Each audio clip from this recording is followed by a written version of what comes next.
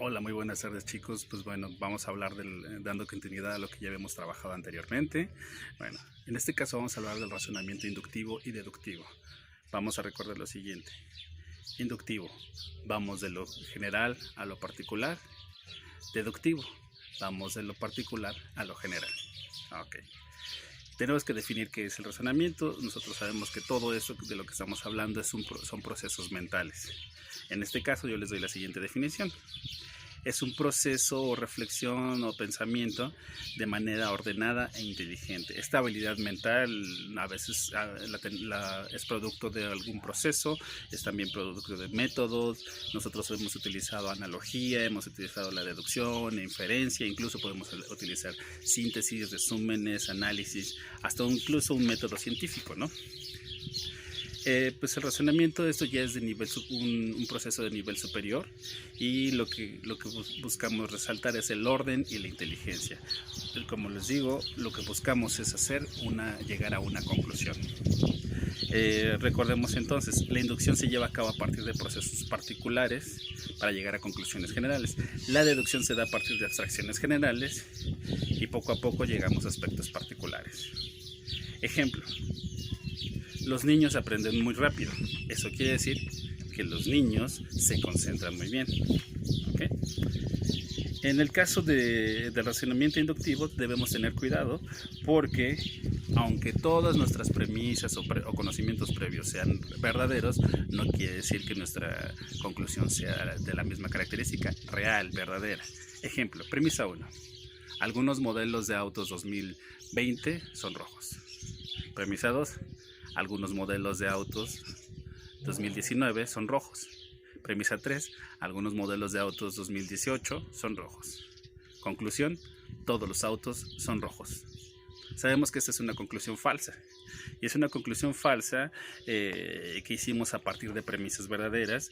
Y aunque nuestro razonamiento es válido, la conclusión es falsa. Sabemos que aunque el color rojo en los autos sea un color popular, no quiere decir que todos los autos sean de esa forma, ¿no? ¿De acuerdo? Les quisiera comentar un pequeño relato de Jalil Gibran que nos ejemplifica perfectamente este tipo de pensamiento inductivo. El perro sabio. Un día, un perro sabio pasó cerca de un grupo de gatos. Viendo el perro que los gatos parecían estar absortos hablando entre ellos y que no advertían su presencia, se detuvo a escuchar lo que decían. Se levantó entonces, grave y circunspecto, un gran gato, y dijo a todos sus compañeros: Hermanos, orad, y después de que hayáis orado una y otra vez, sin duda alguna lloverán ratones del cielo. Al oírlo el perro sonrió y se alejó de los gatos diciendo: Ciegos e insensatos felinos, en realidad lo que llueve después de que oramos y hacemos plegarias son huesos y no ratones. Nos damos cuenta que las conclusiones que estamos haciendo son en función de nuestros conocimientos previos y también desde nuestra perspectiva y visión del mundo, ¿no? Nuestro contexto. Eso determina cómo hacemos nosotros nuestras conclusiones. Ahora, la inducción en la ciencia, ¿cómo funciona esto? Pues bueno, nosotros sabemos que este razonamiento pues lo hacemos de manera general hasta llegar a una generalidad todavía mayor. Es decir, la inducción es un razonamiento que funciona cuando pasamos de lo particular a lo general. Ejemplo 1. Juan es un alumno atento, hace tareas importantes, cumple, participa, aporta, cuestiona, con ideas nuevas. Pedro, un caso similar, atento, cumple con sus tareas, lecturas, trabajos en clase, participa, formula nuevas ideas. Raquel es atenta a todas sus lecturas, participa, cumple. Okay. Estamos observando entonces que estos alumnos tienen éxito en sus evaluaciones. Entonces nosotros podemos concluir que los alumnos de bachillerato, que son atentos, que hacen tareas, sus lecturas, son críticos, aportan con argumentos, pues entonces tendrán mayores posibilidades de aprobar sus exámenes de admisión a educación media superior. Esta es una conclusión muy válida, sin embargo, no es una ley, es simplemente una condición que nosotros hemos visto que es general, ¿no? Ejemplo 2. Toluca es una ciudad relativamente grande donde cada vez hay menos áreas verdes y donde hay árboles que capten el agua para que el suelo la reabsorba, y hay cada vez más calles pavimentadas, más edificios. Desde los años 80 a la fecha, en promedio la temperatura ha aumentado 2 grados. Estamos hablando de calentamiento global. Metepec, que es una ciudad cercana, un poco más pequeña, pues con las mismas características y ha seguido copiado el mismo proceso, pues entonces el aumento de su temperatura es de 1.7 grados. En el caso de Cuernavaca, en otro estado, pero igual cerca de la ciudad, pues siguiendo el mismo proceso, con pocas áreas verdes y árboles, pues entonces también ha sufrido un fenómeno similar. Por lo tanto, que su temperatura ha aumentado 1.5 grados. Por lo tanto, entonces en estos lugares con zonas pavimentadas, muchos edificios, pocas áreas verdes, árboles casi extintos, es seguro que padezcan el fenómeno de calentamiento global, ¿no? Ahí está nuestra conclusión.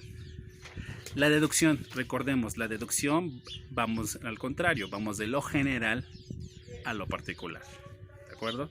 Tenemos una apreciación general y puntualizamos en un caso. En el caso de un ejemplo sería los estudiantes que llegan puntuales, pues normalmente tienen un gusto por el orden y la disciplina. Si Juan llega puntual, pues entonces a él le gusta tener orden y disciplina en su vida académica y en su casa, en todo. Otro ejemplo, los ciudadanos que contaminan con bolsas de plástico a la hora de hacer bueno, hay ciudadanos que contaminan con bolsas de plástico cuando hacen sus compras. Entonces, Sofía, que es una ciudadana que utiliza bolsas de plástico en sus compras, es una ciudadana que contamina. ¿Se dan cuenta cómo pasamos de algo general a algo particular? Ok. ¿Cómo funciona la deducción en la ciencia? Pues es un proceso que utilizamos todo el tiempo. En el caso de la indagación científica, pues entonces es una característica particular, es el pensamiento deductivo, porque es difícil establecer la verdad absoluta de muchas cosas o enunciados científicos sin esta. El razonamiento deductivo puede organizar lo que ya se conoce y señalar nuevas relaciones conforme a lo que pasa de la manera general en lo específico, pero sin que llegue a constituir una fuente de verdades nuevas. ¿Qué quiere decir esto? Nosotros deducimos finalmente a dónde queremos llegar, pensando entonces que la ciencia pues es una actividad intelectual que busca teorías para explicar nuestra realidad, nuestro entorno y explicar incluso lo que sucede dentro de las sociedades, ¿no? Dentro de las ciencias sociales.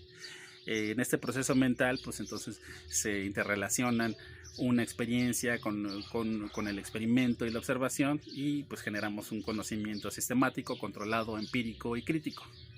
Básicamente es un razonamiento abstracto. Es importantísimo en el caso de la ciencia, ¿no? Okay. Utilizamos la observación, inducción y deducción. Estas van siempre de la mano. Observamos un fenómeno, nosotros observamos de lo particular a lo general y de lo general a lo particular. De la observación recogemos datos que se repiten para concluir algo que ocurre de manera simultánea. Ejemplo, el niño Jasper hizo berridos cuando no recibió el juguete que quería. La niña Petra lloró hasta el cansancio cuando no se le dio el helado que quería en la tienda. Polo pateó y lloró cuando su hermano no le dio tal dulce. A los tres niños dejaron de llorar cuando se les entregó lo que pedían, o lo que exigían, mejor dicho. Un psicólogo recomendaría que no se les haga caso cuando ellos hacen este tipo de rabietas o berrinches. Y que solamente se les den todos los beneficios, dulces, juguetes, cuando lo piden de manera ordenada, cuando no tengan esos comportamientos de lloriqueos y pataleos, ¿no? En teoría, pues esto podría hacer que los niños cambiaran de actitud. Ahora, esto es una inducción. Reuniendo las observaciones de Jasper, Petra y Polo, pues se infiere que el niño en general no debe recibir atenciones como resultados de berrido. ¿Se dan cuenta? Hablando de 3 casos particulares, llegamos a una conclusión general, ¿no?